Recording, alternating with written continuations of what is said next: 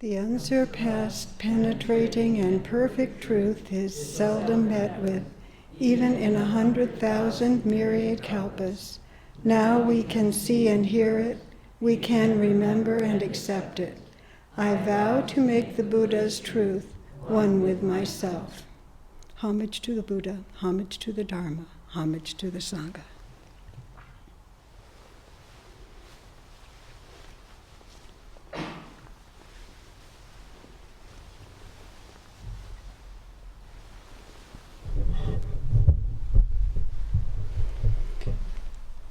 Well, good morning. We just celebrated the festival of Great Master Bodhidharma. He was the ancestor in our lineage who brought our tradition of just sitting meditation from India to China round about the 6th century of this era. It is said that after an unsatisfactory interview with the emperor, Bodhidharma went to northern China and practiced shikantaza, or single-minded, intense sitting, for 9 years. A line from today's offertory has always stood out for me, and that line is, he did not try to explain the Dharma in words. Instead, by just keeping the precepts and doing silent meditation, he taught all around him. So this leads into the subject of today's talk, and that is the spirit of humility. The notion of humility has been coming up for me for a while. At first I thought, wouldn't it be arrogant of me to talk on humility? As time went by, this turned into the sense that as long as I'm not boasting of how humble I am, maybe it could be okay. So these are simply a few reflections by way of exploration, and my wish is that they may inspire some reflections of your own. I'll start by approaching humility from the angle of what it is not. This is the way the Buddha described the truth he discovered for himself when he said, "There is an unborn, undying, unchanging." This approach is helpful in describing something with less chance of limiting it with our own concepts. So here are some definitions of things that humility is not. Arrogance means considering oneself or one's peers superior, important, or special. The system of education in which I grew up promoted arrogance. Those who were intelligent in a certain way were held up as superior. One of my teachers actually posted the names of the top 10 on the chalkboard at the front of the class, listing the highest scorers on accumulated quizzes. Another thing that is not humility is conceit. The Metta Sutra instructs us to be humble and not conceited. And conceit is an overdeveloped opinion of one's abilities, personality, or worth. I think we've encountered people who believe themselves to be smarter, more skilled, and better looking than everyone else, and that's conceit. Some of us have been reading the Book of Joy this year, which is by His Holiness the Dalai Lama, Archbishop Desmond Tutu, and a gentleman named Douglas Abrams. And there's a joke in there. Archbishop Desmond Tutu tells the joke, and he begins by saying that there was a bishop who was on the point of ordaining 2 theological students to the priesthood. And one of the students approached him and said, "Bishop, I've been thinking about the virtue of humility, and I want to know what I can do to learn about it." The bishop said, "Well, I've written a book that's the best book on the subject. You can find it in the library." So this is a terrific example of one aspect of non-humility, self-aggrandizement. You've probably heard boasts of the biggest, the best, the smartest, the most beautiful, etc. Doesn't something in us recognize the inherent untrustworthiness of such boasts, regardless of their subject matter? I know I consider carefully when I hear these superlatives, and I also know the enjoyment of using them myself, and the need to train myself to practice restraint in this way. Maybe I don't have the most beautiful cat in the universe. They say it's good to make yourself big when you meet a mountain lion, and that's fine, but mostly we aren't dealing with mountain lions. Another variant of this is self-belittling. Instead of making oneself big, making oneself small. When there's the sinking feeling in the pit of the belly at making a mistake, seeing one's mistake, or seeing a glimpse of one's own selfishness, some of us know well how to lessen that discomfort with a good self-flogging. Now look what you've done. How many times do I have to tell you? And this leads into you're the worst monk, the worst student, the worst engineer, the worst quarterback, or whatever in the universe. There's that superlative again, the worst. I've had plenty of experience with this one until it finally occurred to me that thinking I'm the worst is no different from thinking I'm the best. It's in the same spirit. Who's the worst? Where do I find her? Like self-aggrandizement, self-belittling is, well, self. Getting stuck in it is self-centeredness, the greatest obstacle to joy and peace. Unworthiness is a chronic form of self-belittling that comes from comparing one's so-called self to other so-called selves or to a perceived ideal. It can enable us to opt out of effort, because why bother? We all know I'm not good enough anyway. Why don't I just slink off and have another bonbon? Unworthiness is not humility. Another strong inhibitor of the spirit of humility is righteous indignation. In contemplating the wine of delusion spoken of in the precept, do not sell the wine of delusion, righteous indignation often comes to mind. How glorious it is to know that I'm right and the other one is wrong. The serial killer, the corrupt leader, the monk who disagrees erroneously with me over some trivial fact. And then to let everyone know that I'm right. By now, you'll recognize self-regard taking center stage. Without condoning harmful behavior, such as killing, we can understand and accept that we don't see the whole picture. Acceptance is not the same as condoning. The law of karma comes into play, and it is said that only a Buddha can fully comprehend the law of karma. I repeat, not to condone harmful behavior, and sometimes we have to speak or act in response to it. But indulging in righteous indignation, we not only could be wrong, but we are wrong.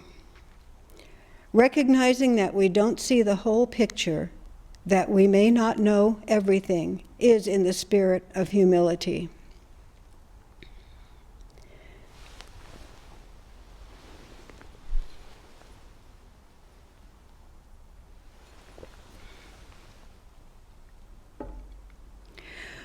Most people familiar with the Buddha's teachings recognize anatta as one of the three characteristics. The others are dukkha, or unsatisfactoriness, and anicca, or impermanence. Reverend Master G.U. Kennett explained anatta as no separate self or soul.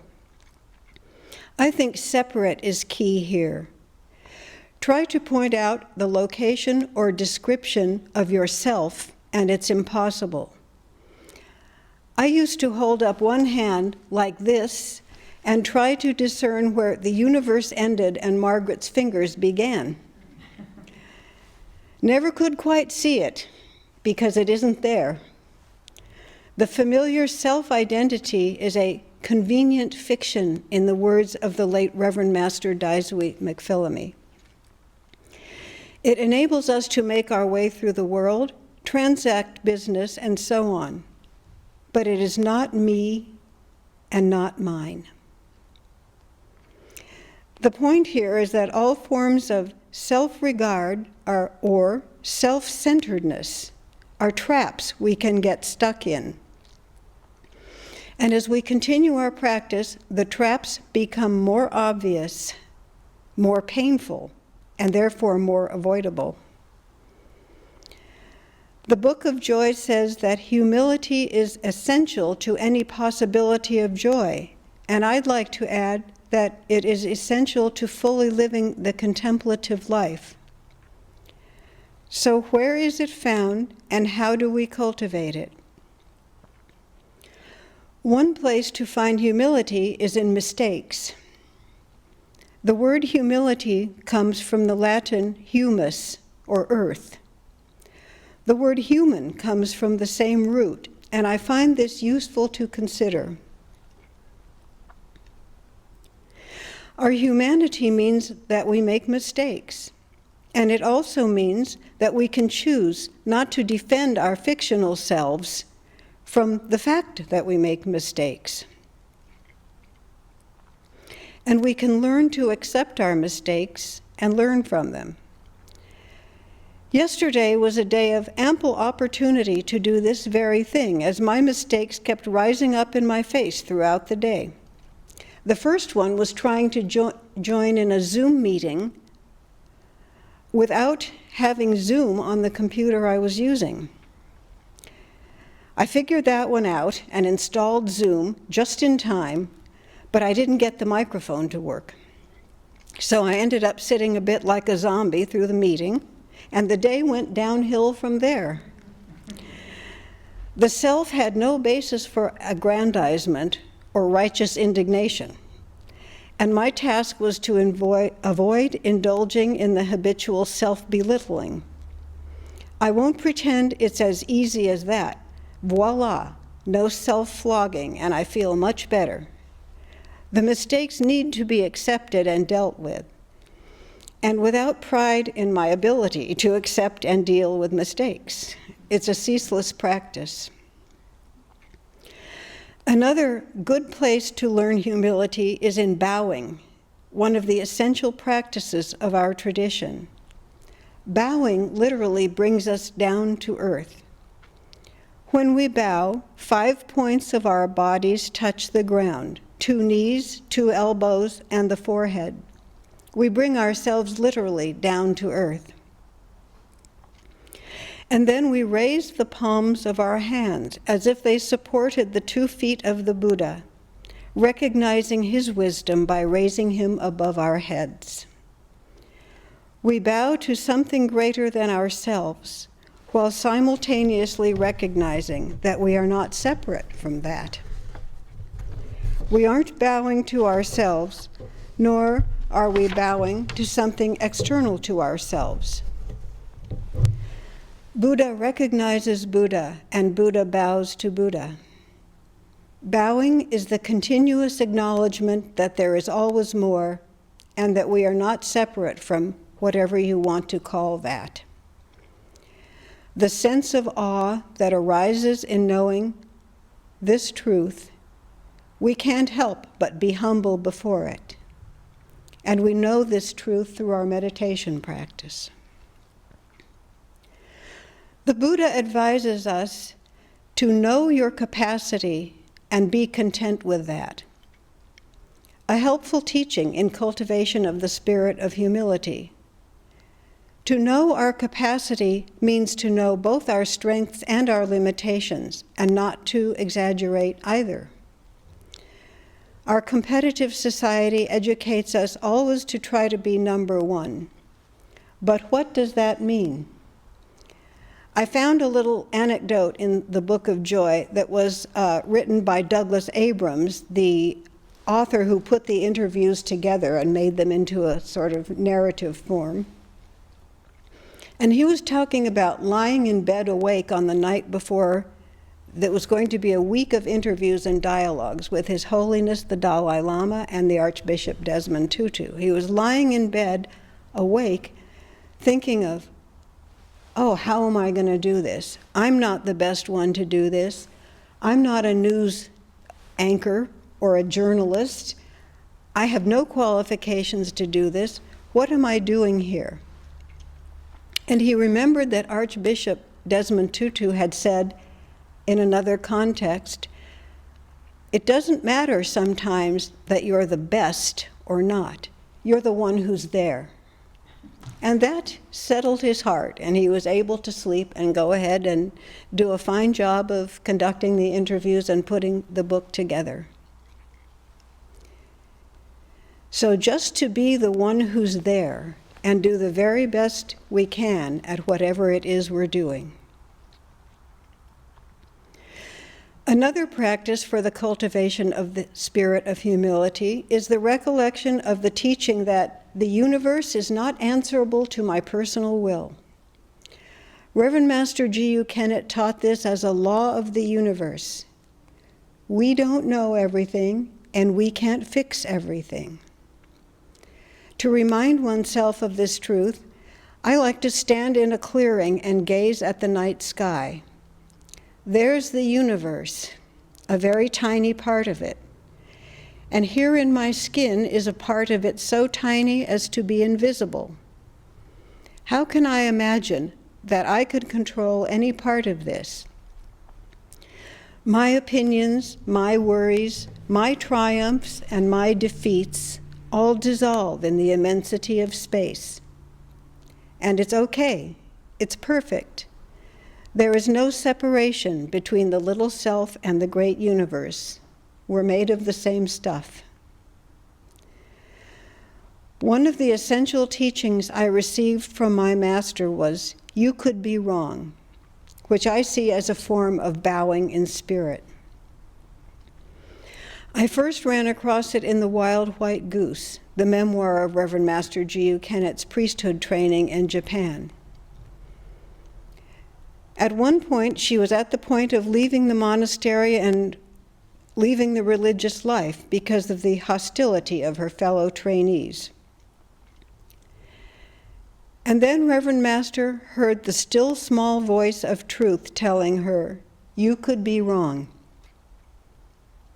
And this led to her first great religious opening, and thank goodness for all of us, she remained in the monastery and continued her training.